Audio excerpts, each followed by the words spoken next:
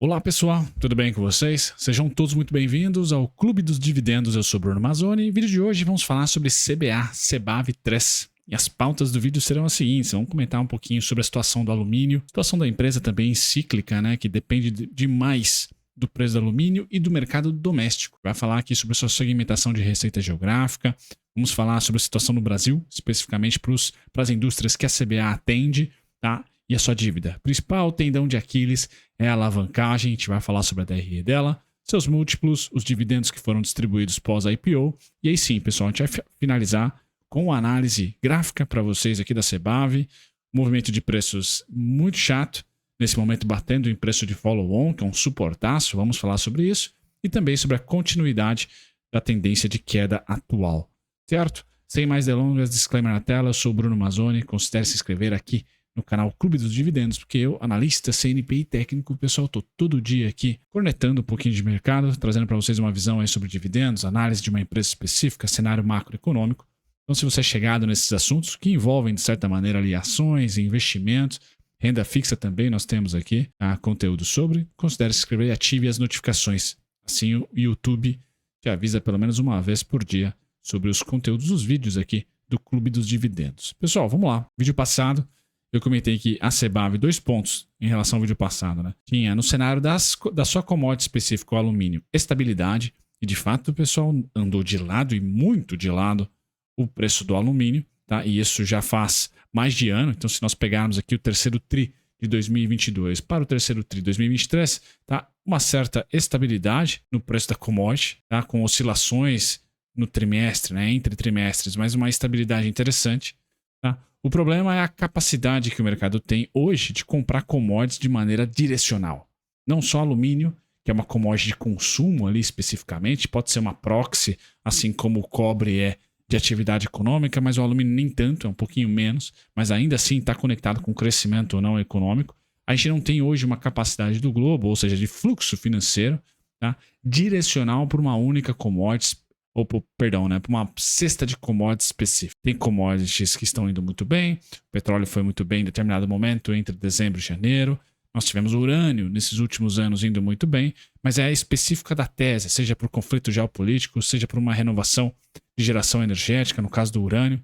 Já cobre, minério de ferro e o alumínio também, que são mais as velhas economias ali, se não está muito conectado com transição de energética, eu acho que não estão ali recebendo, nem as commodities conectadas diretamente com transição energética estão indo bem, como o níquel, por exemplo. Tá?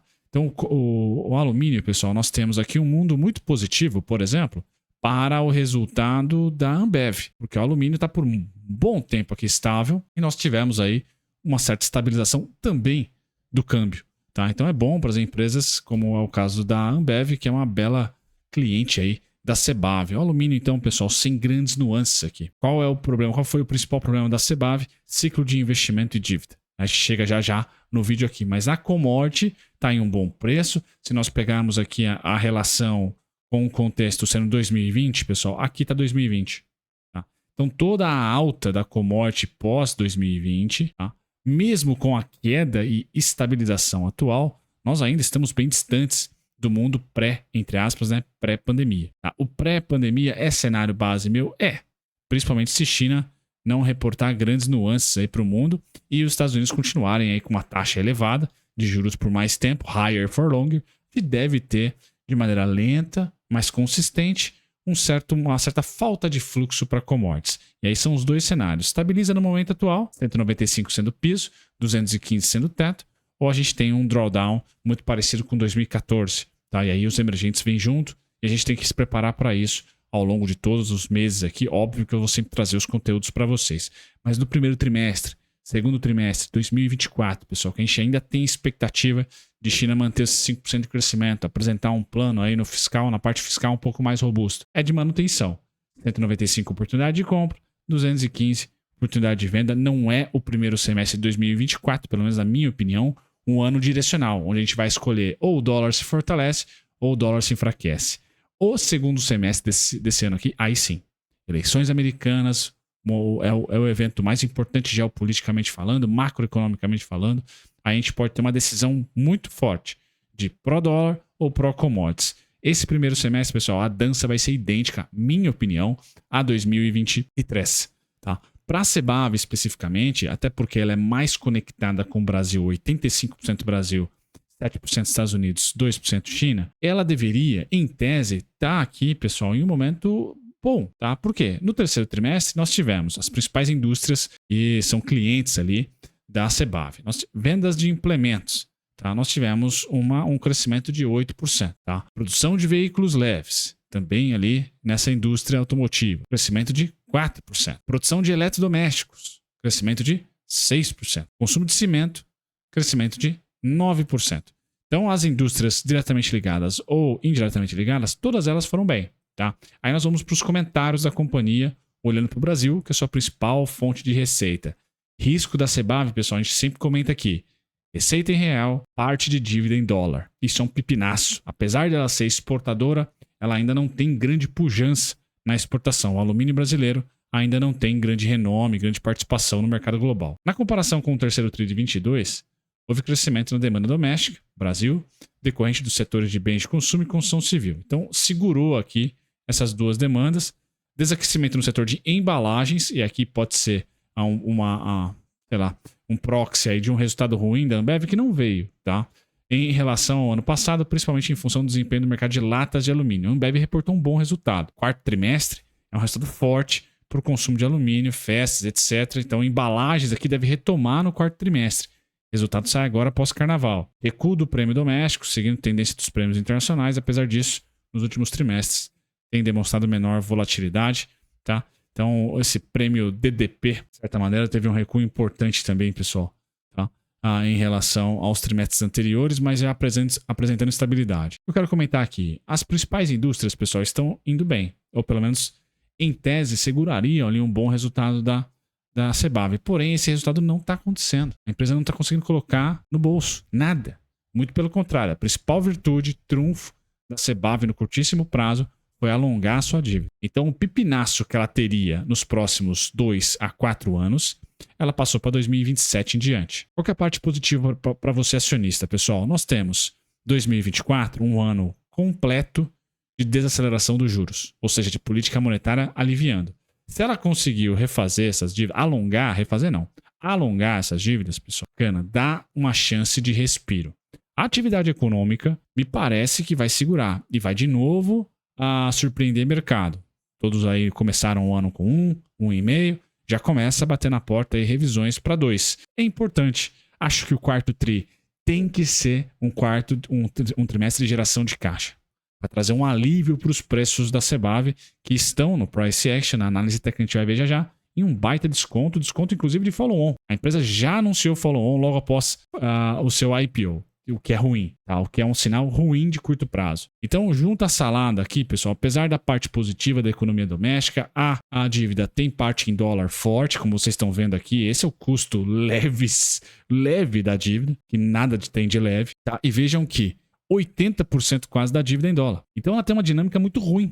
Na minha opinião, se você quer fazer uma tese de investimento de longo prazo na CEBAV, você ou tem que estar muito otimista com o Brasil e pessimista com o dólar, ou seja, pró-commodities para o próximo ciclo, ou você tem que estar imaginando que a empresa vai conseguir, o alumínio vai conseguir mais tentáculos e mais participação na gringa, com mais exportação, para que essa dívida em dólar seja recompensada por uma receita maior em dólar, certo, pessoal? Então, o trunfo da companhia, vocês estão vendo aqui quase 10 vezes dívida líquida EBITDA no terceiro trimestre, com resultado negativo de déficit, tá? Em geração de caixa muito ruim, um EBITDA, um lucro operacional, muito ruim, está quase 10 vezes e ela vai ter um pesadelo maior a partir de 2027. Beleza, pessoal? Então aqui a tese da CEBAV tem que ir além da tabelinha aqui. Você tem que ir para algo até subjetivo, você tem que pular do espectro, talvez, pular não, né? Ultrapassar, ir além do espectro econômico, contábil, financeiro e passar para um lado mais, talvez, de planejamento estratégico,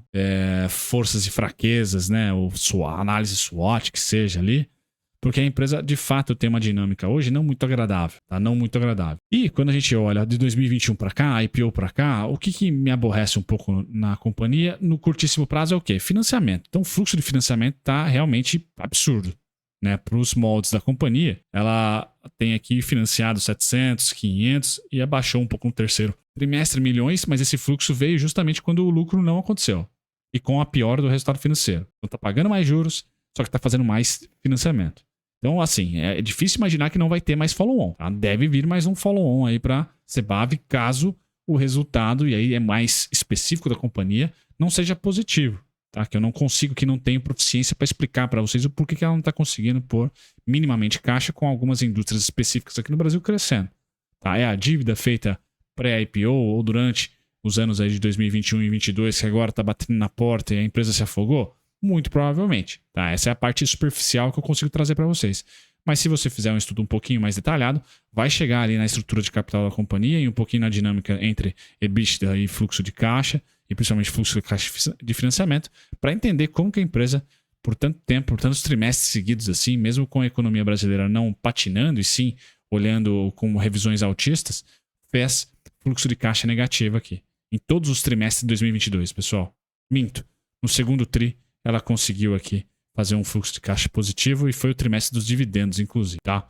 Então, assim, uma posição delicada no curtíssimo prazo, vai ficar ainda mais no médio, 2027 em diante. Então, há necessidade para ontem, né, da empresa fazer caixa, reportar bons resultados e torcer para a economia brasileira não patinar. Dividend yield de 9%, pessoal, aqui o mercado entende menos ainda, né? Então, assim, não dá para entender como que a empresa tem esse dividend yield. O que é importante no valuation, minha opinião, pessoal, como ela é IPO recente, não vou fazer o relativo, é que há um desconto aqui. Se ela vender todos os ativos dela hoje, ficar líquida em tudo, tá? A gente vai receber o dobro do que ela vale hoje de market cap. Teria o dobro do que ela vale hoje. Então a ação multiplicaria por 2. Aí se ela falar assim, vamos fechar as portas, vamos vender tudo, tá? Iria lá para os seus R$8 quase a ação. Beleza? Então há um desconto intrínseco aqui no PVP. Dividendos 2023, 35, 2022, 38, mas a condição de caixa foi muito ruim. Então há necessidade de um baita resultado. Aqui o risco é grande e o retorno também. Tá? Se nós colocarmos aí que a empresa vai mudar agora o seu fluxo de caixa, tá? Vai entrar um EBITDA e vai parar o financiamento, como já desacelerou o financiamento, né? De 700, 500 milhões para 200 no terceiro tri. Tá? E o quarto tri é forte para o setor. Tá? É forte, principalmente do embalagens, que foi ali o detrator no terceiro tri. Pode ser o grande cavalo de corrida do quarto, é isso que eu imagino pelo menos. Imagino inclusive que a Ambev vai vir com um resultado estratosférico. Tá? 35 centavos, R$ 5,80 é preço teto pelos esses dividendos, tá? De 35 centavos líquido, pessoal. Então, R$ 5,80 é também, na análise técnica, um bom ponto, tá? Eu coloco para vocês que é um ponto de volume intenso. Só que, recentemente, pessoal, nós ganhamos na análise técnica a principal informação de quem usa análise técnica para investir no longo prazo. Volume aqui na sua tese de investimento. Então, veja esse volumão sem nenhum resultado, nenhum tipo de fato relevante. Este volume é o preço teto, pessoal. Este candle aqui, ó, gráfico semanal, se você assim quiser pesquisar por conta, traga ele para a direita do gráfico e vocês vão ter os melhores swing trades ou as vendas de call aqui, né? As compras de put, os strikes, né? 4,60 a 5,10. Certo, pessoal? Então ali é preço teto. Comprar com tese de médio e longo prazo acima, eu acho que você está perdendo a grande oportunidade. Tá comprando já não tão nesse desconto, certo, pessoal? Então, por hora, o ciclo de queda tem alvos em 3,11 e 2,81, porém, 3,73, pessoal, é um preçaço, é um baita desconto, que foi o preço de follow-on. O follow-on foi aprovado, teve mais demanda compradora que vendedora e os preços subiram. Agora os preços estão cedendo para a mesma região do follow-on, 3,73. Então, quais são os suportes? 3,73. 3,11, 2,81. Ciclos de baixa, 3,11, 2,81. Follow-on, 3,73. Grandes preços de referência para a Sebav. Pré-resultado do quarto tri é importante. Eu acredito que o resultado vai vir acima do esperado. Acima do esperado. E com isso, pessoal, tem que colocar na dinâmica 2027. Como ela tem muito peso nas dívidas, eu deixo a faixa amarela aqui, vem os 4,60, 5,10 preço teto, mas a faixa amarela que vai dos 5,75 aos 6,75, R$1 de faixa ali, como principal alvo para 2024. Ela passou dali, ela vai reverter tendência de baixa para tendência de alta, tá? E aí a gente vai trabalhar muito provavelmente com os 4,60 como sendo o principal suporte, com os 5,10 sendo o principal suporte, mas não é realidade ainda. Então não tem por que você pular, aumentar os aportes agora. Na minha opinião, seria bem cirúrgico, nos aportes agora, mesmo numa tese de longo prazo.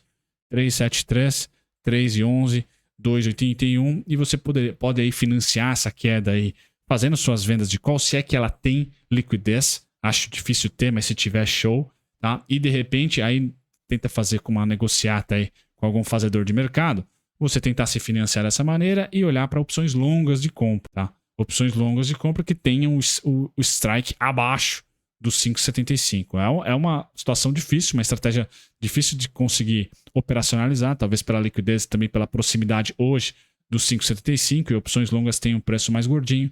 Mas pessoal, de novo, falei para vocês que logo vou trazer mais conteúdos de opções, mas não é um ativo, na minha opinião, de aumentar aporte só porque está com 50% de desconto, PVP. É para se ter cautela e ser ali tático, na minha opinião, ordens VAC, que é onde tem liquidez, e se possível alguma estrutura aí de opções por hora numa tendência de baixa, mas para financiar, né, essa estrutura você financia uma compra de opção longa aí na expectativa da volta do retorno dos preços entre 5,70 e 6,70 para 2024. Beleza, pessoal? Feito isso, um grande abraço. Vou passar para vocês a telinha final. Considere se inscrever no canal, assista também o vídeo recomendado pelo YouTube. Vejo vocês no próximo conteúdo. Tchau, tchau.